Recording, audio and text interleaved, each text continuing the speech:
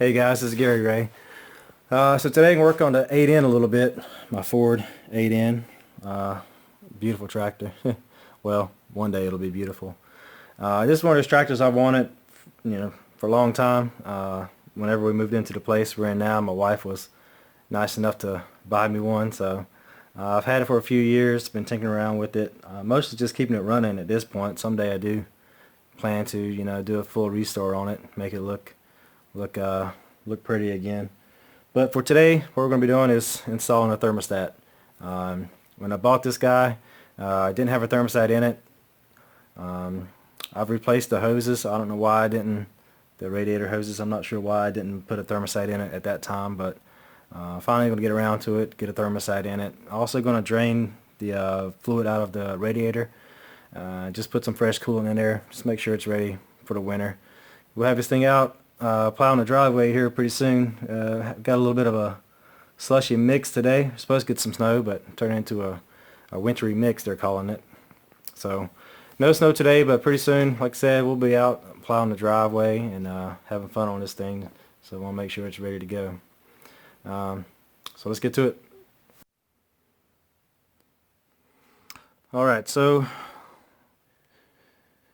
looking at the engine bay here, this should be a fairly simple process. All we need to do is remove this hose clamp and pull this hose off, and the thermostat on these Ford 8N tractors actually sit inside of the radiator hose.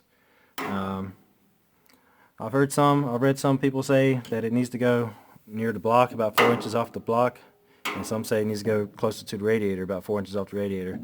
Thinking about it, I can't really see any reason why it would matter either way, so I'm just going to do what's easiest for me, and that's putting it near the block here, the block end of the radiator hose.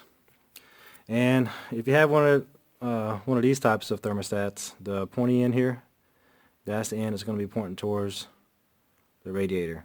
There are a few different types. I can't really speak on them, but for this type, from what I've researched, the pointy end points towards the radiator. So that's what we're going to do today. So like I said, we're just going to take that hose clamp off. Hopefully this slides in pretty well. I've read some people have some issues with it, so I've got some just a little bit of penetrating oil. I don't have WD-40. Someone used the old PV blaster here. If I need it, spray a little bit inside the hose, get it lubed up, spray some on the thermostat, and slap it in there. But I think what we're going to do first is get the radiator drained. Hopefully, up on the front of the radiator, there's a little, go underneath, got a little drain valve right there. It looks a little corroded, so hopefully I can get that to open up without snapping it off of the radiator. I mean, that's the last thing we want today. If it doesn't feel like it's going to come off there, what I'll do is just remove the lower radiator hose. Probably not get all of the fluid out, but get enough out without causing more damage. So that's the plan for now. Let's see what happens.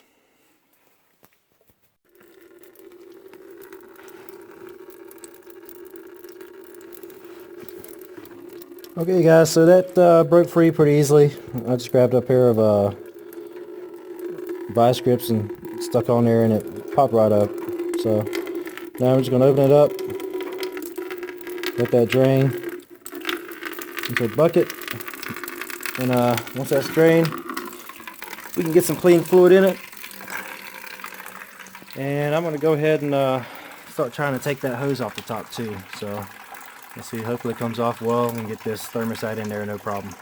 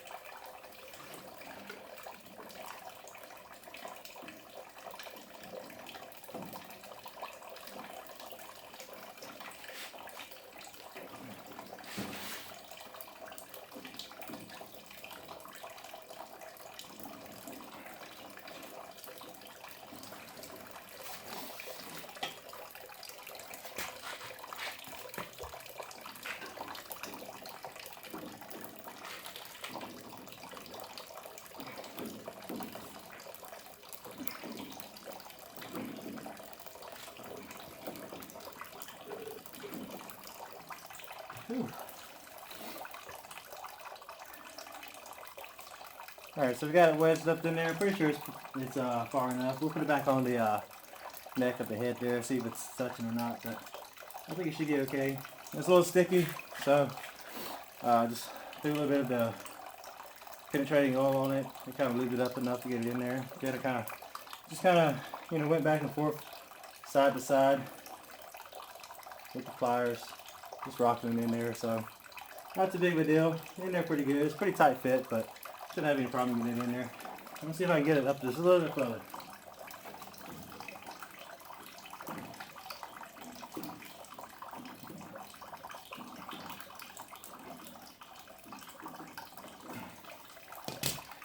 Good enough for me. I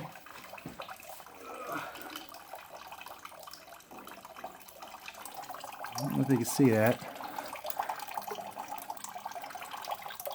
but the hose, it's not sitting all the way down as far as it should sit, so it's kind of bottoming out on the bottom of the thermostat. So I'm going to have to pop this off and try to get that down in there a little bit further.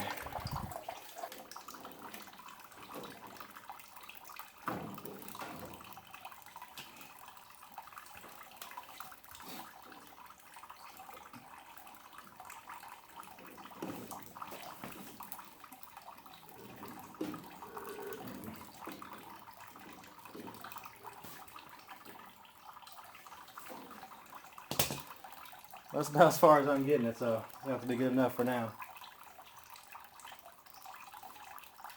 It'd be a lot easier if I took the hose off all the way.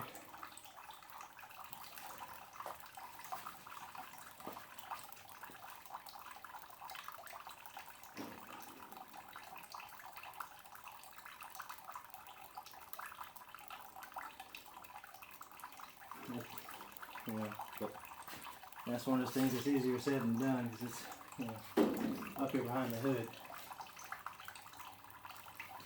Alright, so let's see what happens.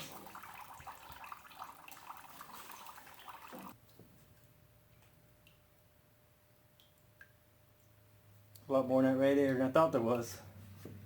Finally stopped draining.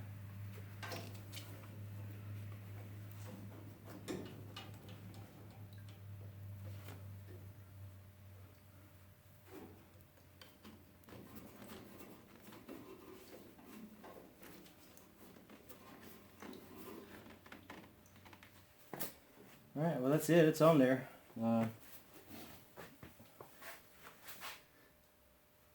Sitting down there pretty good. Like I said, I'll have to get it a little bit further up in there. It's not going to be a problem where it's at for now, though. Better than not have one on there at all. So I'm going to get the peacock on the radiator closed up and get it filled up with antifreeze, and we should be ready to go. Okay, got it filled back up. I don't know if you can see down in there, but I fill it just so it covers the fins down there. Gives a little bit of room to expand. There's no expansion bottles on these things, of course. So, alright, we're going to fire her up and see if we can get her going. These old tractors are temperamental. Some days they'll crank up on the first turn. Some days they won't crank up at all. So let's see what happens.